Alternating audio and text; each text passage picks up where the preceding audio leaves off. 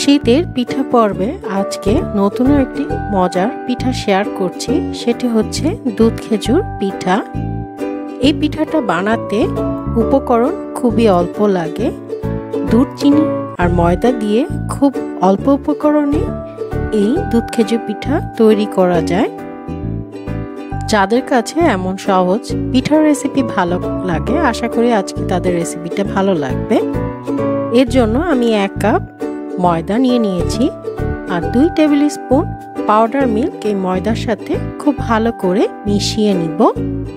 এই শুকনো উপকরণগুলো রেডি হয়ে গেলে এখন আমরা চুলায় 1 কাপের মতো লিকুইড মিল্ক নিয়ে নিব।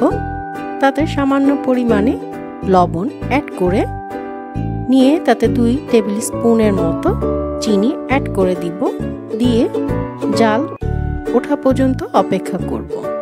দুধে যখন ভালো করে বলক চলে আসবে তখন আমাদের শুকনো উপকরণগুলো এখন এই লিকুইড মিল্কের মধ্যে অ্যাড করে দিয়ে ঢাকনা দিয়ে ভালো করে ঢেকে আমরা 1 থেকে 2 মিনিট খুব ভালো করে জাল দিয়ে নিব। 2 মিনিট পরে ঢাকনাটা তুলে ভালো করে নাড়াচাড়া করে মিক্সড করে নিতে হবে। 1 কাপ ময়দার জন্য 1 কাপ লিকুইড মিল্ক আমার ঠিকই আছে। মেশানো হয়ে গেলে এটা চুলা থেকে নামিয়ে এখন আমাদের ঠান্ডা করে নিতে হবে। ভালো করে ঠান্ডা করে নেওয়া হয়ে গেলে এখন আমরা এর মধ্যে 1 টেবিল স্পুনের মতো ঘি অ্যাড করব, সাথে একটা রুম টেম্পারেচারের ডিম, 1/4 চা চামচের মতো এলাচ পাউডার দিয়ে এই মিশ্রণটাকে খুব ভালো করে মথে নিব। মথা হয়ে গেলে ঠিক এমন সফট একটা ডো তৈরি হবে। এই সফট ডো থেকে আমরা ছোট ছোট ডো নিয়ে পিঠা তৈরি করব।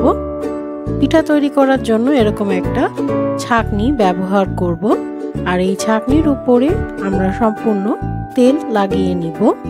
তেল লাগিয়ে নিলে খুব সহজে পিঠাটা তৈরি করা যাবে। ছোট ডো নিয়ে ঠিক এরকম করে এখন ছাঁকনির উপরে প্রেস করে পাতলা রুটির মতো করে নিতে হবে। রুটির মতো করা হয়ে গেলে সাইড থেকে ঠিক এভাবে মুড়িয়ে নিলেই আমাদের পিঠাটা কিন্তু রেডি হয়ে যাবে। দেখতে পাচ্ছেন ছাঁকনির নকশাটা খুব সুন্দর করে পিঠার উপরে তৈরি হয়ে গেছে। প্রত্যেকটা পিঠা তৈরি করা হয়ে গেলে সেকেন্ডটা তৈরি করার সময় আবারও তেল লাগিয়ে পিঠাগুলো সব তৈরি করে নেবেন, না হলে কিন্তু পরের পিঠাটা ভালো করে উঠে আসবে না। এভাবে আমি সব পিঠাগুলা তৈরি করে নিয়েছি। সাইজ ছোট বড় করলে আপনাদের এর থেকে বেশি বা কম পিঠা তৈরি হবে। এখন এই পিঠাগুলা কিন্তু আমরা ডুবো তেলে ভেজে নিব। মিডিয়াম আঁচে তেল গরম করে সবগুলা পিঠা আমি এভাবে দিয়ে দিচ্ছি। পিঠাগুলো দিয়ে মিডিয়াম হিটে এই পিঠাগুলোকে ভেজে নিতে হবে। পিঠা ভাজার সময় মাঝে মাঝে ওলট পালট করে ভেজে নিতে হবে, তাহলে 4 সাইড সমানভাবে বাদামি কালার হয়ে ভাজা হয়ে যাবে।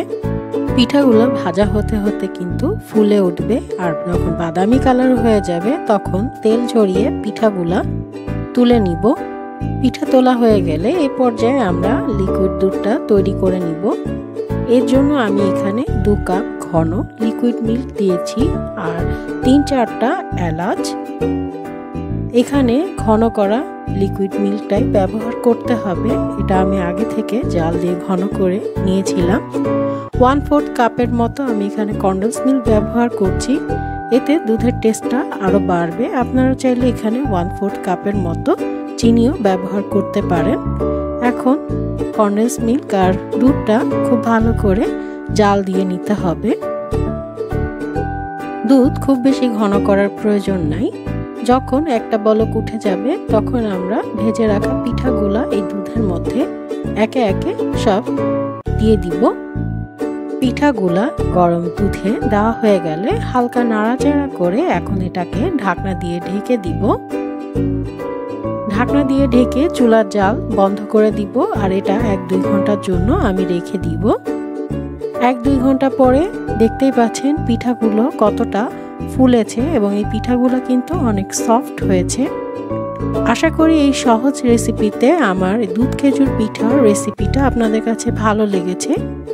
যদি ভালো লেগে থাকে তাহলে আমার চ্যানেলটা সাবস্ক্রাইব করবেন, পাশে থাকা বেল আইকনটি প্রেস করে দিবেন। সবাই ভালো থাকবেন। আল্লাহ হাফেজ।